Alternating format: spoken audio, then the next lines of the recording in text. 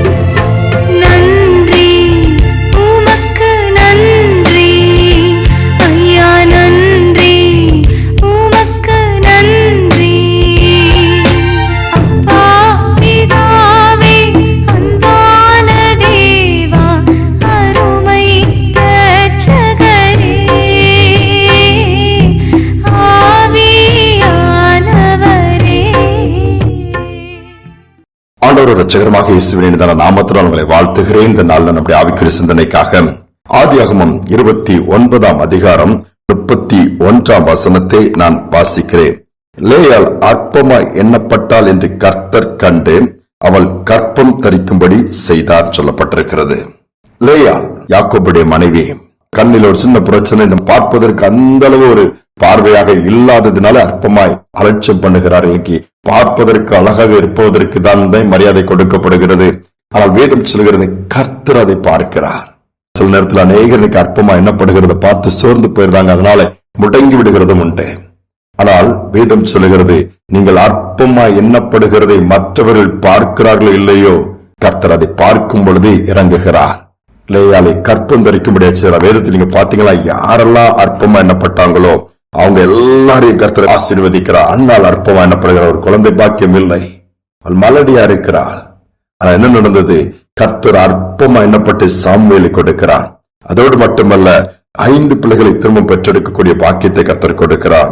கோலியாத் தாவீதை அற்பமா எண்ணுகிறான். நடந்தது என்ன, அங்குதான் தேவன் தாவீதை கனப்படுத்த அந்த யுத்த களத்திலே கோலியாத்தை வீழ்த்தி ஜெயத்தை சுதந்திரிக்கக்கூடிய பாக்கியத்தை அங்கு பெற்றுக் கொள்ள முடிகிறது. ஒவ்வொரு காரியங்களையும் பார்க்கும் பொழுது யாரெல்லாம் அற்பமா எண்ணப்பட்டார்களோ, யாரால் எண்ணப்பட்டார்களோ, அங்க 2 பேருக்கும் இடையில் உள்ள காரியத்தை பார்த்தீங்கன்னா, லேயாள் அந்த இடத்திலே தேவனுடைய கரத்தின் ஆசீர்வாதத்தை பெற்றுக் கொள்கிறார். அன்னாள் அற்பமா எண்ணப்படுகிற இடத்துல அங்கு தீர்க்கதரிசியாகிய சாமுவேலை பெற்றெடுத்து கனத்தை பெறுகிறாள். கோலியாத் தாவீது அற்பமா எண்ணப்படுகிறான், தாவீது தான் கனப்படுத்தப்படுகிறான். அங்கு கோலியாத்துக்கு பெரிய வீழ்ச்சி தான் ஏற்படுகிறது. இந்த மூலமா நாம் அறிந்து கொள்கிற கணம், யாரையும் அற்பமா எண்ண வேண்டாம். நாம் அற்பமா எண்ணுவோம் என்று சொன்னால் கர்த்தர் நம்முடைய வாழ்க்கையை ஒன்றுமில்லாமல் பண்ணிவிடுவார். அற்பமாய் ஒன்றுக்கு உதவாதவர்களாய் போய்விடுவானால் அற்பமா எண்ணப்படுகிறவர்களையோ கர்த்தர் உயர்த்துகிறார். இன்னைக்கு நம்முடைய பார்வை எப்படி இருக்குது, மற்றவங்களை இங்கதானா இதெல்லாம் ஒரு குடும்பமா பேசுறோமா, அது ஆண்டவருக்கு பிரியமில்லாத ஒன்று. ஒருவேளை மற்றவர்கள் உங்கள் குடும்பத்தை, உங்களுடைய வாழ்க்கைய, உங்களுடைய தனிப்பட்ட வாழ்க்கையின் காரியங்களை, உங்களுடைய சூழ்நிலைய, உங்களுடைய ஸ்டேட்டஸ இன்னைக்கு இவங்கெல்லாம் ஒரு ஆளா இவங்களாம் அப்படின்னு சொல்லி ஒதுக்கி வச்சு ரொம்ப மட்டம் தட்டுறாங்களா, அநேக நேரத்துல இன்சல்ட் பண்ணிட்டாங்கன்னு சொல்லி ஃபீல் பண்றீங்களா, கர்த்தர் அதை பார்க்கிறார். எந்த இடத்துல வெட்கப்பட நேர்ந்ததோ, எந்த இடத்துல தலை குனிய நேர்ந்ததோ, எந்த இடத்துல உங்களை அசப்டை பண்ணி அற்பமா ஒதுக்கி வச்சாங்களோ அந்த இடத்துல கர்த்தர் உங்களை வைத்து வர. ஒரு அருமையான தாய் இன்னைக்கு சந்திக்கும் போது ஒரு காரியத்தை சொன்னாங்க. அவங்க வாழ்க்கையை எல்லாருமே ஒதுக்கி வச்சுட்டாங்களாம். திருமணம் ஆச்சு, 2 குழந்தைகளை கர்த்தர் கொடுத்தாரு. கணவன் பலவீனப்பட்டு விடுகிறாரு. எந்தவித ட்ரீட்மெண்ட் அவங்களுக்கு சப்போர்ட் பண்ணல. இதனால ரொம்ப உடஞ்சு போயிருந்தாங்க. பணத்தை செலவழிச்சு அங்கங்க அலைஞ்சி ஒண்ணு நடக்கல. பிள்ளைகளை வளர்த்து ஆளாக்குவதற்கு பெரிய பாடு. முழு குடும்ப பொறுப்பும் அந்த சகோதரியுடைய தலைமையில விழுந்துருது. ஆண்டவரை பிடிச்சிட்டு என்ன ஆண்டவரை அந்த சகோதரியுடைய தகப்பன் எப்படி அவனுக்கு நல்ல வழி பண்ணிட்டு போறோமா ஏதாவது பண்ணுவேன்னு சொல்லும் போது அவங்களும் சடன் டெத் இறந்து போயிருந்தாங்க. அப்பாவே இருந்தாச்சு. அவங்க ஹஸ்பண்ட் சைட்ல உள்ளவங்களும் எந்த ஹெல்ப்பும் கிடையாது, இவங்க சைட்ல உள்ளவங்க எந்த ஹெல்ப்பும் கிடையாது. இவங்க ஒதுக்கி வைக்கப்பட்டாங்க. இவங்ககிட்ட யாரும் இது பண்ண மாட்டாங்க. இவங்க எங்க போனாலும் ஏற்றுக்கொள்ள மாட்டாங்க. பணம் கேட்டு தான் வருவாங்க, இவங்களுக்கு உதவி கேட்டு வந்துருவாங்கன்னு சொல்லி பணமாற்று தான் நல்ல ப்ரீ பிளான்டா ரொம்ப கவனமா இருப்பாங்களே. அதனால யாரும் சேர்ப்பதில்லை. ஆனா கர்த்தர் எங்களுடைய அந்த அற்பமான சூழ்நிலையை பார்த்தாரு. மற்றவங்க அசட்டை பண்ணுகிறத பார்த்தாரு. பிள்ளைகள் 2 பேரையும் கர்த்தர் ஆசீர்வதிக்க ஆரம்பிச்சார். படிச்சு முடிச்சாங்க கஷ்டப்பட்டு. நல்ல ஒரு பொசிஷன் கர்த்தர் கொண்டு வந்தாரு. இன்னைக்கு பார்க்கும்போது என் கூட பிறந்தவங்க எங்க எல்லா சைடுல பார்த்தாலும் எங்க பிள்ளைகள் எங்களுடைய குடும்பத்தின் நிலைமை எங்கேயோ கர்த்தர் உயர்த்தி வச்சுட்டாரு. இன்னைக்கு கர்த்தரால் ஆசீர்வதிக்கப்பட்டிருக்கோம் எங்களால தைரியமா சொல்ல முடியும். எங்கெல்லாம் அசட்டை பண்ணப்பட்டோமோ, அற்பமானப்பட்டமோ, புறக்கணிக்கப்பட்டமோ அங்கெல்லாம் கர்த்தர் கனப்படுத்தி யாரெல்லாம் எங்களை விட்டு அகன்று போனாங்களோ தேடி வருகிற அளவுக்கு கர்த்தர் உயர்த்திட்டார்னு சொல்லி ஆச்சரியப்பட்டாங்க. உண்மை அதுதான். இன்னைக்கு ஒருவேளை நீங்க போற அந்த வேதனையான இந்த அற்பமா எண்ணப்பட்ட பாதை நிரந்தரம் கிடையாது. இந்த நாட்கள்ல ஆண்டவரை மட்டும் பிடிச்சுக்குங்க. ஏன்னா அற்பமா எண்ணப்படுகிறதை கர்த்தர் பார்க்கிறார் வேதம் சொல்லுகிறது. ஒரு நாள் உயர்த்துவாரு. பின்னாடி திரும்பி பார்ப்பீங்க கடந்து வந்த பாதைய. கண்ணீரோடு கர்த்தருக்கு நன்றி சொல்லுவீங்க.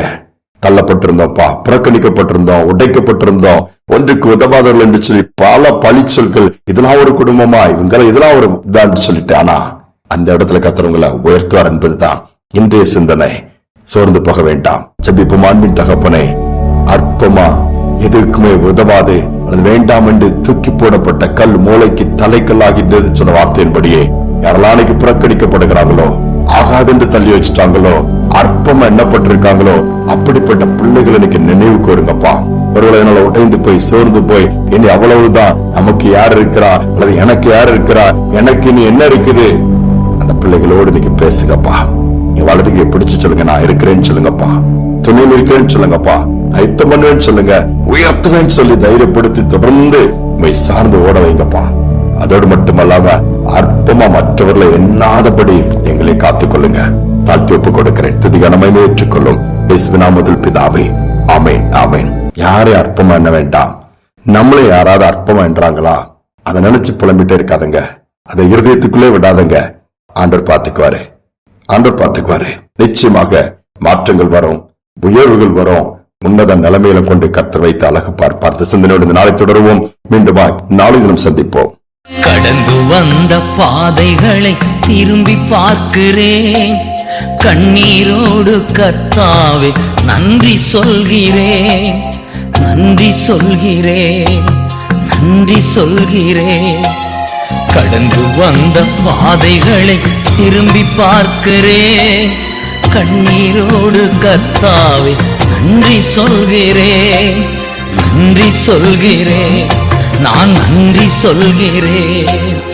அப்பா உமக்கு நன்றி, ராஜா உமக்கு நன்றி. அப்பா உமக்கு நன்றி,